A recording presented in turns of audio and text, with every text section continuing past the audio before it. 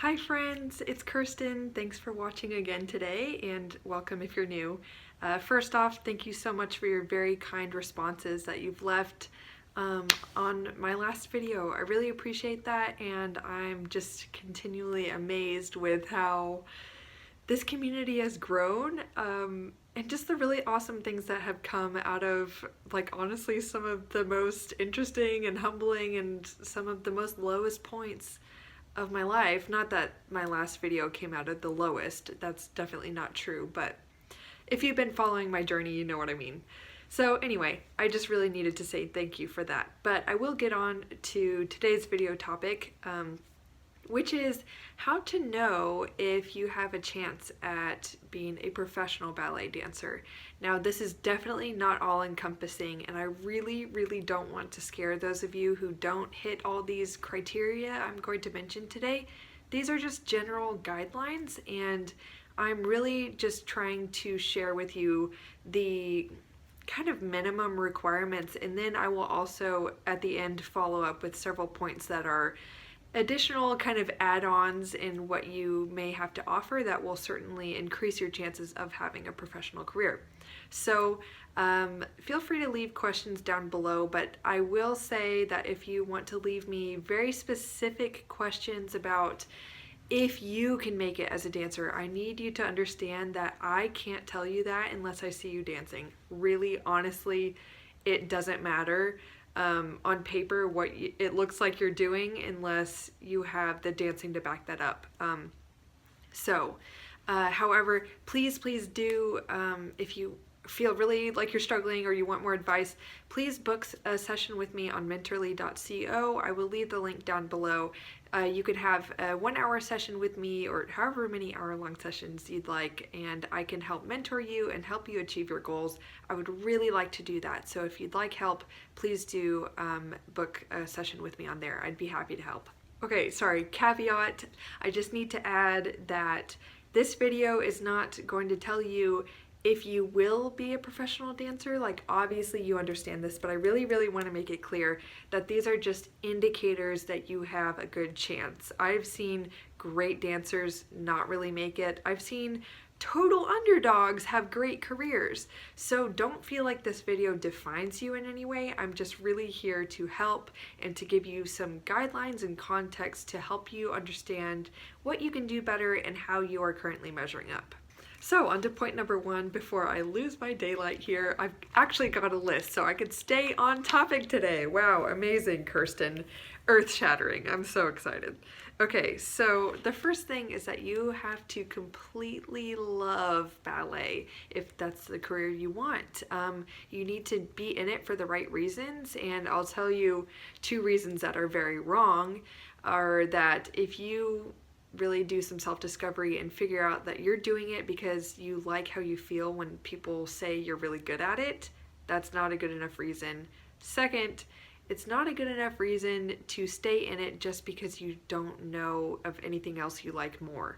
Honestly, that just means you need to do more self-discovery and put yourself out there more and try other things, because you really have to love this field and this art so much, or else, like, honestly, all the hardships and the lack of pay and the struggle you have to go through to secure a contract, it's not enough to carry you through all that, honestly. Like, it is a wonderful, amazing career, but I have to be honest with you that it's very hard. So first point is love it and be very honest with yourself as to why you think you want to pursue this. The second requirement is that you have a very strong work ethic and you are focused. If you are not willing to work very hard and make sacrifices in other areas, and if you honestly don't, if you feel like there are a lot of other sacrifices you need to make in your life to pursue dance that you are sad about making and that it just feels too much for you, maybe you can just do dance recreationally, and that is a beautiful, wonderful, amazing thing. Like, I don't want to diminish that. I remember when I was a younger dancer, my mom would tell me when I had a hard time, like, you know, you could just do this for fun. And that made me so upset because I really didn't understand the dignity in not doing it as a profession. But Sorry, Alice is hitting my camera. If you've watched my last video, you understand that my views on that have changed. But anyway, I'll get on with the next point. The third thing that really doesn't come as a surprise, but I do want to clarify, is that you need to have the body for it. Now, do you have to have a perfect body? Absolutely not, because none of us have perfect bodies. I mean, I will say, like, very, very, very, very, very few people on the entire planet have perfect bodies, and perfect is just a completely made up standard. So I'll share with you like the kind of minimum requirements, because you certainly don't have to have like an amazing body, but you have to be strong. You have to be like what is fit for you, for your body. You have to be thin and fit, but not like, I'm not saying by any means you have to be like anorexic skinny. I will hopefully do a video on this coming up pretty soon about the realities of thinness in the dance world, but you do have to be strong, you have to be fit, you have to be flexible enough to make decent lines, like have at least a 90-degree arabesque. If it's of any encouragement to you, I danced professionally, loved it. I am not the most flexible person. Yes, I can do the splits and the over splits and whatever, but do I have like 180-degree penché? No. Like honestly, I used to, and then I got a lot stronger as I got older, and now it's not that great. But if you watch any of my dancing videos, you can see I'm not a crazy flexible person, but I have other strengths that balance that out. So take all these with a grain of salt, but these are typically minimum requirements. You also have to be able to stand on point. I'm not saying you have to have like crazy whomping perfect arch feet. You have to have decent feet, and at the very, very minimum, you have to be able to stand completely on your box, not behind. If you just started point and you feel like you can't get over your box, don't worry. My feet used to look terrible, and again, if you watch any of the videos of me dancing, you'll know my feet look totally fine now. Okay, so that's what training and hard work does. Don't worry right now, but you at least have to know the limits of your body, and if you feel like your ankles are very far from having that natural flexibility, then again, like it'll be very, very hard for you. You also have to be able to hold a moderate amount of turnout. No, you do not have to be flat turned out to be a dancer, but you need to be able to hold a decent degree of turnout to where you're at least not turned in. You know, your feet should not be facing front if they're supposed to be facing the side. Again, if it makes you feel any better, I'm not a crazy turned out person, and I did okay. I mean, I wasn't a prima ballerina, but you know, I'm doing okay. So honestly, if you have, in any of the physical attributes I'm listing, if you have one of these things that is outstanding, that could definitely outweigh another physical attribute that maybe you feel doesn't meet the minimum standard. So that's an encouragement there. This video, again, is not meant to discourage anybody. I'm just trying to be real with you, to help you out, to maybe save you some suffering later on the road. I don't know. I feel like this needs to happen because I'm getting a lot of questions, so I'm addressing this. Another point is that you really need to be smart. You need to be an intelligent person. I'm not saying you necessarily have to be crazy book smart, but you really need common sense.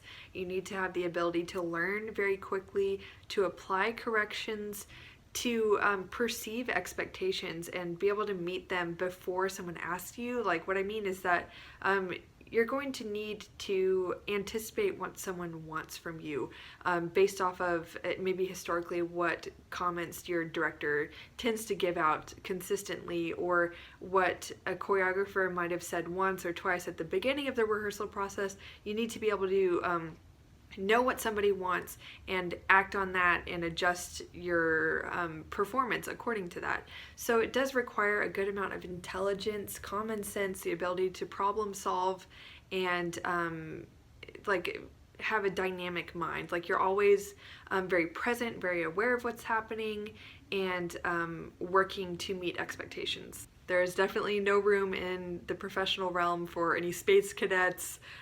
No, not every professional dancer is like crazy smart, but you have to have the ability to work intelligently, if that makes sense. You also need to be able to work very well in a group, and especially if you are a woman, you need to work well in the corps de ballet. So oftentimes someone's level of intelligence tends to come out there if you cannot be aware of your surroundings. And this is something I should have said earlier on in this point, is that intelligence also, it typically manifests itself in general awareness. Like people around you can tell if you are very alert and aware of what's going on, and they will say, oh, that's a smart dancer. So I hope that helps this make more sense. But in corps de ballet work, oftentimes it becomes very obvious very, very, very fast if someone kind of has their head in the clouds, their head is not in the game, and they are not aware. So you need to be all those things. Another point that I have gotten a lot of messages about is that you need to have access to good training. I'm not saying you need to grow up in like a really good school and get good training all the time. Like, in fact, many people I know, and also myself included, I grew up with training that was not top notch. I mean, it was just kind of a local studio where people dance for fun, but then I decided I really liked it. So I took as many classes as I could. I worked really hard, and a lot of you who are messaging me, you're doing the same thing. So that's great. Do not give up hope if you feel like this is something you really want and it's something you can do.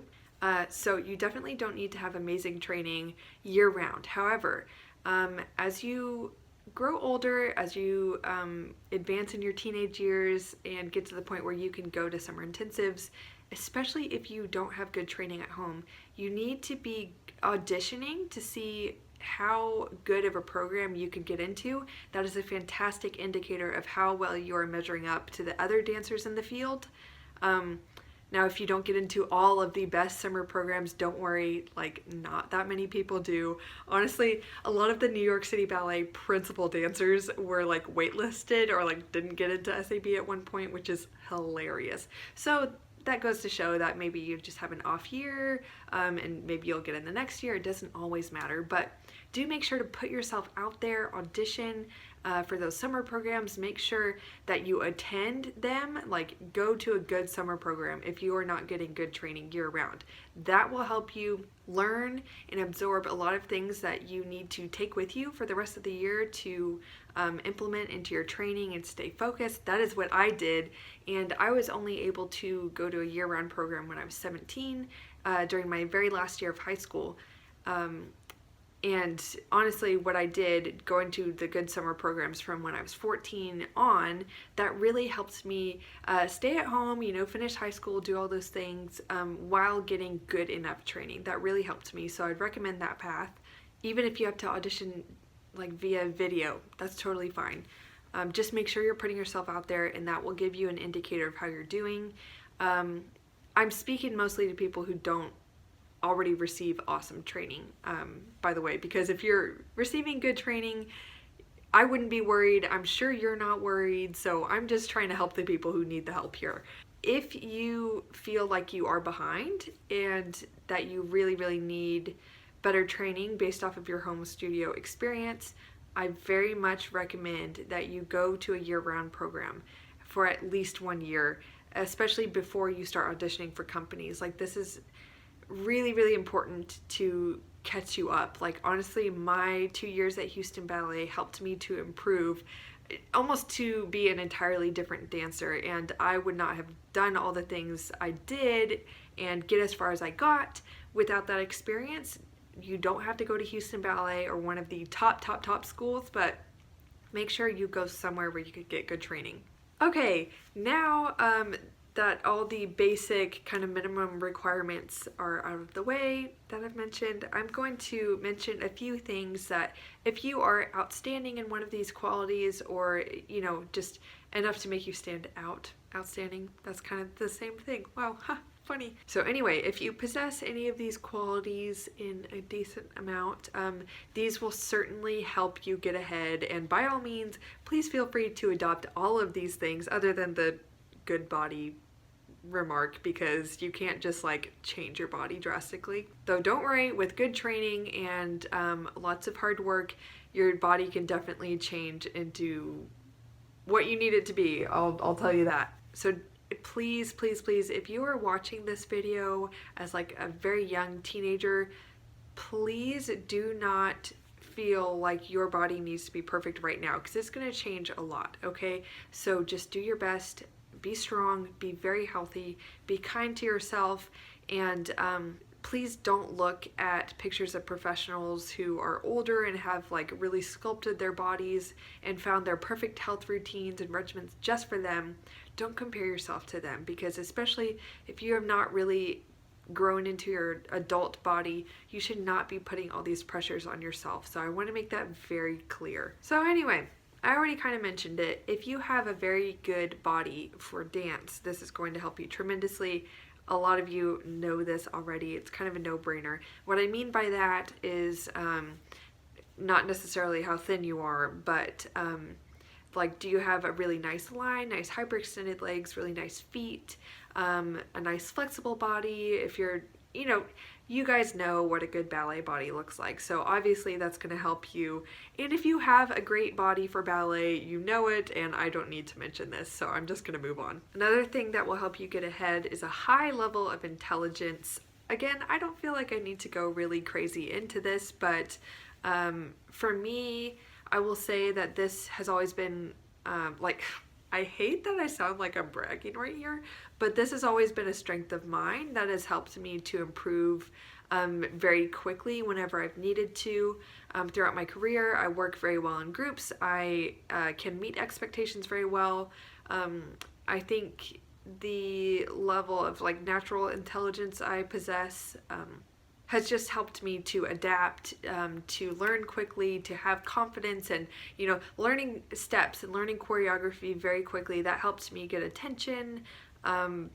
It's just helped in lots of different ways. So certainly if you appear to be a very smart dancer, that will definitely help you get ahead. The next point is if you have beautiful artistry.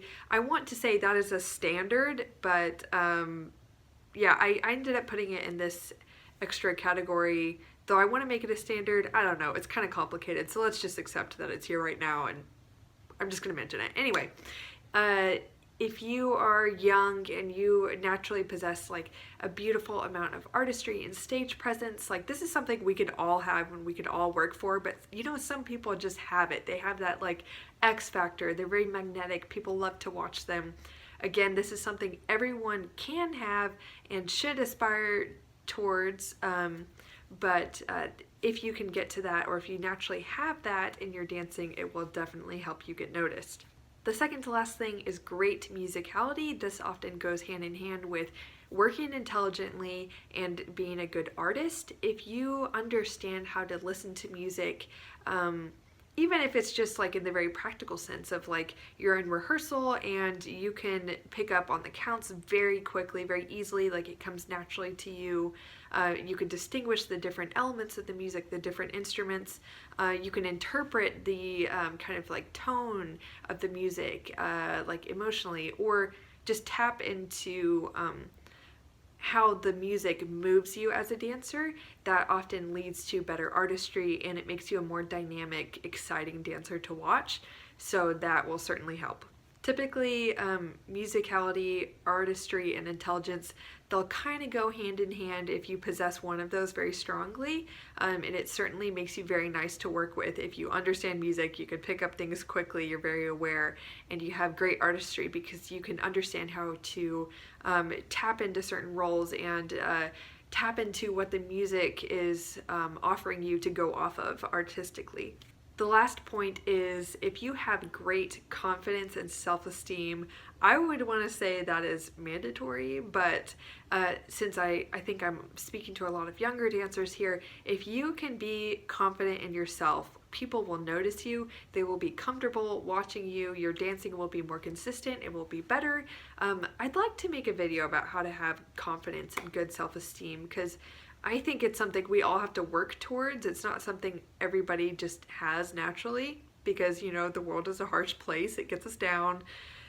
The media likes to tell us why we shouldn't like ourselves and what we should buy to fix that, which I totally hate. But anyway, if you could conquer that and have this air of like confidence, not cockiness, but just being self-assured, that will totally make you noticeable, and a better dancer, a better artist. You'll make more bold choices, and honestly, people can feel what you're feeling when you dance. Like, if you're scared, you look scared, and people get nervous watching you, honestly. So the more confidence you could portray and like really have, it'll just serve you and help you get ahead. So with that, I really hope that was helpful. That's all I have for today. Again, if you would like more advice, feel free to work with me personally on Mentorly. I would love that. Again, the link is down below. Even if you just set up one session, I would be happy to meet with you and help you however I can to answer your questions. So also feel free to subscribe if you haven't already so you can keep up with my other videos I post. Please like this if I'm on a good track with videos and you want me to post more like this. I would really appreciate that. And lastly, you can follow me on Facebook, Instagram, and support me on Patreon. If you really like the messages I'm spreading on this channel, the work I'm doing, and if you'd like to help me further that, I would really appreciate it. So that's it for today, guys. I appreciate you watching, and I'll see you next time. Bye!